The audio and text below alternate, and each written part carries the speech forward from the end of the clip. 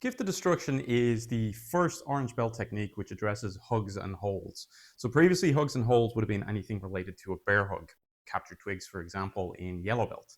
So on this one, it is actually a handshake, and we have four handshake techniques in our system as well.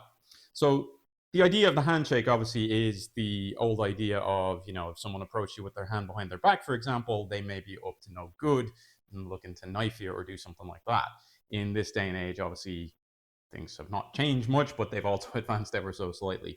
So again, if we're doing this, it is with the idea that this is not meant to be a friendly handshake. There is meant to be some form of either dominance play, or it is used to, again, feed a sucker punch or do something a little bit different, or aggressive in that case.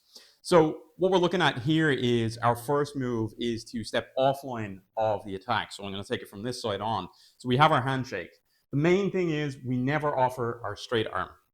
If we offer our straight arm, we've completely broken our own structure, which means we can be pulled very easily. So you're going to keep your elbow dipped in this case, which gives you a little bit more strength. So if you're pulled, you're engaged into your lats and so on. And again, you're not in a position that you're giving everything over your center line. And again, we talk about that third point of balance, or the triangulation point. If I've got 2 points on a triangle here and I'm standing in this way, the furthest point along that to the center is where my balance can be pulled for me to break. And the same goes for when we're going backwards here as well. So again, if I'm standing in this position, the last thing I want to do is add more to that point or extend my base to that point, because now I'll easily be pulled off of that base as well. So we're going to keep that elbow dipped. From here, then, what we're going to do is we're going to take our step forward with our left leg. We're not going to step directly forward into the person. We're going to step slightly off and forward at this point, okay? So as we take our step off and forward here, we're going to bring the hand past. We're going to pull it essentially.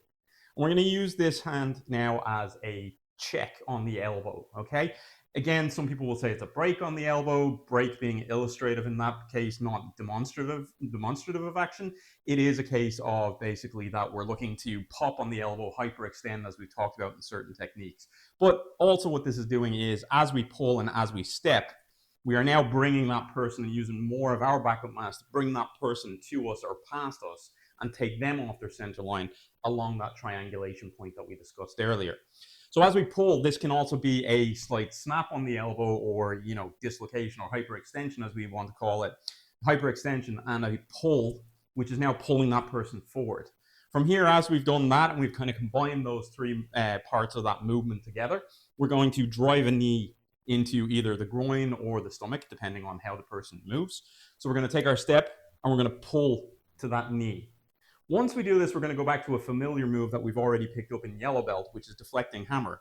So we're going to pin with our left hand, pin that arm in against the body, and we're going to go to a neutral and drive a right inward elbow at this point.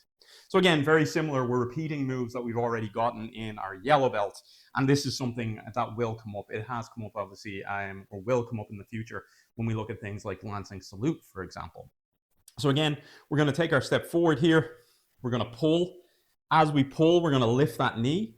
We're now going to position that check and push down, bringing the head forward also, and drive that right elbow in. From there, then, we cross out to our rear angle, as we normally would.